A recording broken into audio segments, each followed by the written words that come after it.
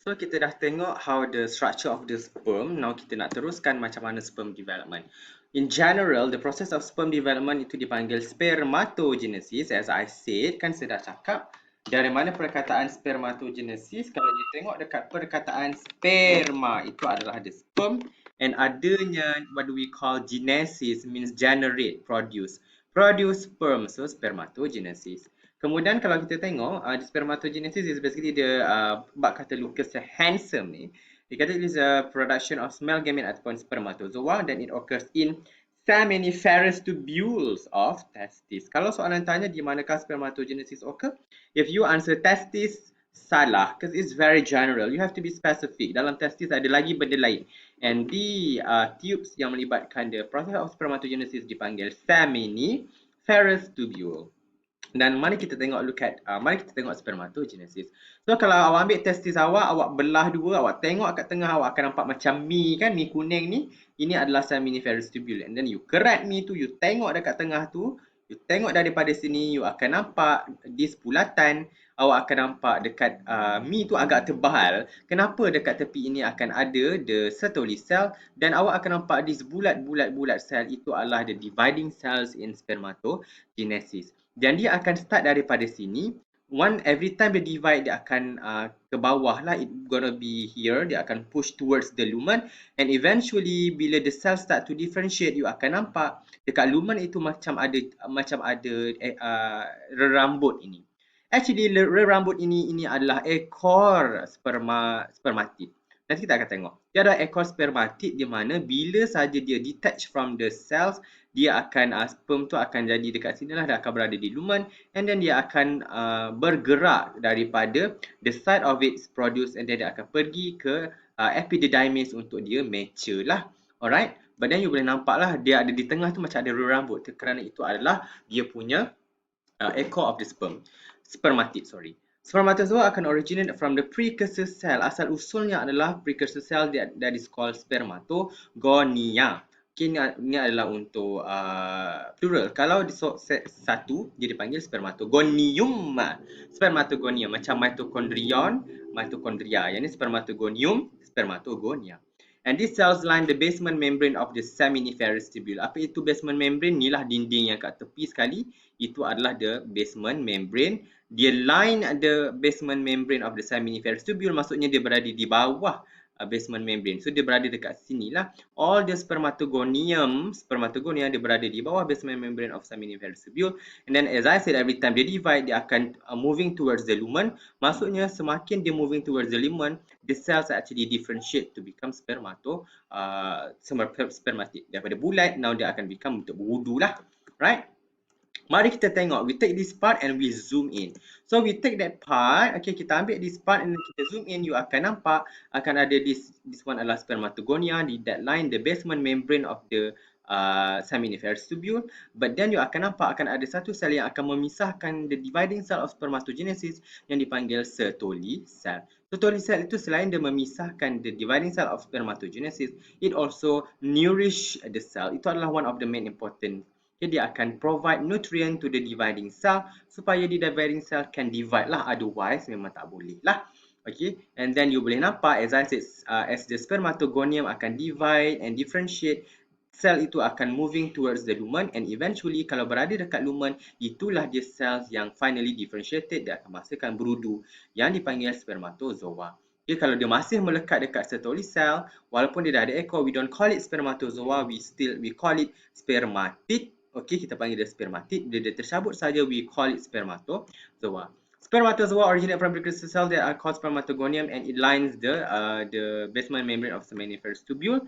And what are the steps in spermatogenesis? First, dia akan start dengan primordial germ cells divide and differentiate into spermatogonial stem cell. Ini berlaku ketika awak masih di dalam embryo. Ketika awak berembryo, sebelum awak jadi fetus lagi, you are a ball of cell. Nanti kita akan tengok masa awak blastosis lagi, awak tak rupa orang pun lagi, akan ada primordial germ cell. Primordial germ cell ni adalah asal usul kepada semua sel.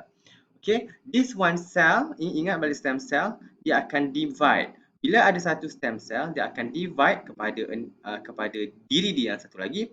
And another cell dia akan become sel yang lain lah. Okay, this one adalah primordial germ cell. Dia akan divide to give another primordial germ cell, tetapi dia juga akan divide to give another type of stem cell yang dipanggil spermatogonial stem cell. Okay, this cell adalah haploid. Dia akan divide kepada spermatogonial stem cell, still diploid. Kemudian di spermatogonial stem cell, dia akan undergo mitosis menghasilkan spermatogonium. Okey, daripada spermatogonial stem cell dia akan divide by mitosis, okey, kepada spermatogonium. Dan spermatogonium inilah yang akan line the seminiferous tubule, the basement membrane of inilah yang akan line the seminiferous tubule, the basement membrane of seminiferous tubule.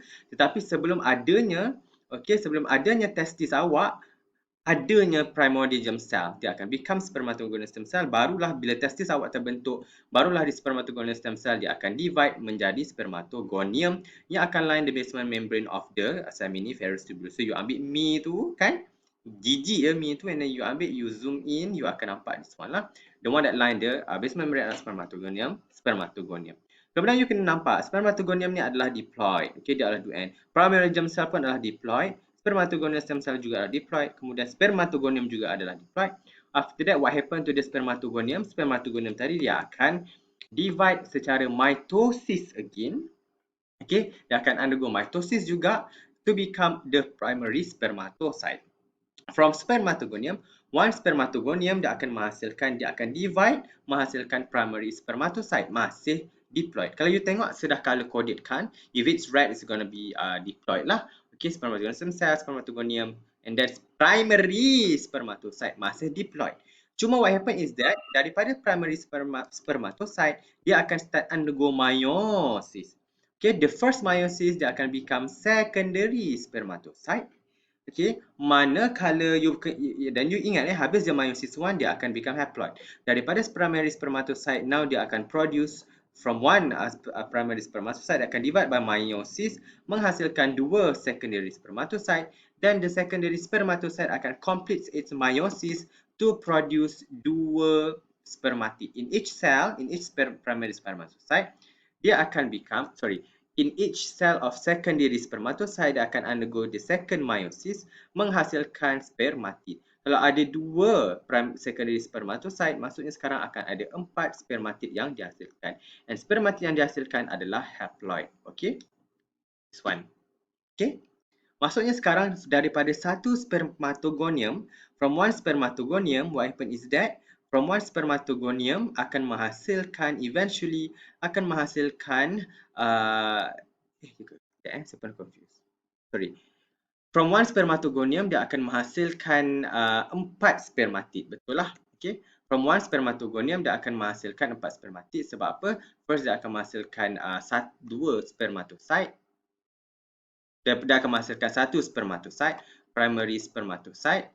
Kemudian dia akan divide by meiosis menghasilkan secondary spermatocyte, and then dia akan divide by another meiosis, the second meiosis menghasilkan 4 spermatid. Dan spermatid ni adalah non-motile, dia tidak bergerak dan masih melekat dekat cytosol sel, di mana dia akan gain nourishment. Alright? Kalau you tengok gambar rajah daripada yang seberikan, you boleh nampak dekat sini spermatid itu daripada one spermatogonium dia akan divide by mitosis kepada primary spermatocyte. Okay, kemudian daripada primary spermatocyte dia akan divide by meiosis sekali menghasilkan primary secondary spermatocyte. Kemudian setiap primary spermatocyte tadi dia akan divide by another, the second meiosis menghasilkan 4 spermatid. Okay, sebelum ada primary spermatocyte akan ada spermatogonium.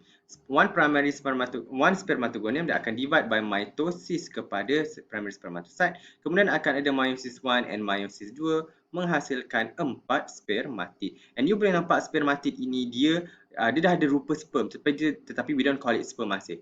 Dia adalah spermatid dan dia masih melekat dekat cytosol sel. This one you boleh nampak yang pink ni adalah cytosol sel. And dia masih melekat dekat, it's still stuck to the cytosol cell.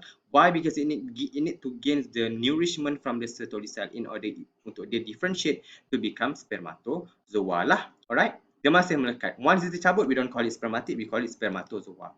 Okay? Then daripada sini, as you can see, bila dia dah become spermatid ni dah ada start ada ekor lah, cuma ekor dia tidaklah panjang dan dia masih lagi rupa dia tak macam fully sperm-like. Kemudian what happen is that setiap spermatid tadi dia akan undergo this differentiation process yang kita panggil spermiogenesis. You ingat my name Okay, dia akan undergo spermiogenesis untuk menghasilkan sperm. Okay, how do we remember? You kena ingat. Genesis menghasilkan sperm. Tapi dia bukan spermatogenesis tetapi spermiogenesis. Sebab dia melibatkan differentiation. You ingat I. MI ni, you ingat differentiation. Ada I dekat differentiation, you ingat spermiogenesis. MIO, ingat DIF. Okay, spermiogenesis. Menghasilkan setiap each spermatid tadi akan undergo spermiogenesis untuk menghasilkan sperm ataupun spermatozoon ataupun spermatozoa lah, barulah dia akan gain dia punya leher, dia akan gain dia punya middle piece, and then dia akan gain, especially dia akan gain dia punya tail lah. Conclusion, apa yang kita boleh katakan, as I said, daripada satu spermatogonium, dia akan menghasilkan 4 haploid spermatozoa lah. And sebelum dia before we call it spermatozoa, dia akan undergo this differentiation that we call spermiogenesis yang occur disebabkan adanya satu cell that provide nutrients to convert, to differentiate each of the spermatid to become spermatozoa. Because we have 4 spermatid yang dihasilkan from one spermatogonium, now that we can know that from one spermatogonium, 4 spermatozoa akan dihasilkan lah. Okay, dan ini adalah what can we see daripada the differentiation. Awak boleh tengok from one spermatogonial stem cell, ini maksudnya awak masih di dalam embryo.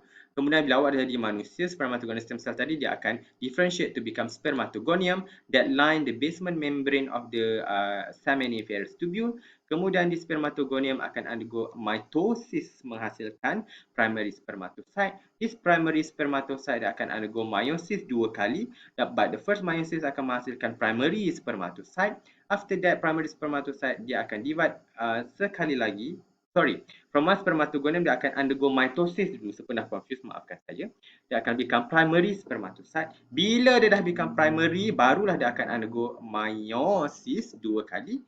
Menghasilkan the first 2 cells adalah secondary spermatocyte. And then the second meiosis akan menghasilkan 4 spermatid in which dia akan undergo differentiation that we call spermiogenesis in order for the spermatid to gain the sperm property, the spermatozoa property. Contohnya adalah head piece, dia ada neck, dia ada middle piece, and dia juga ada tail. Kalau tak tu dia rupa dia berudu terencat lah, berudu kecil. Tak nak, kita nak berudu yang ekor panjang dan dia punya kepala tirus. Masa ni kepala dia masih besar lagi, tak nak. Kita nak kepala dia tirus dan ekor dia panjang. Dan how this process is called spermiogenesis. Okay.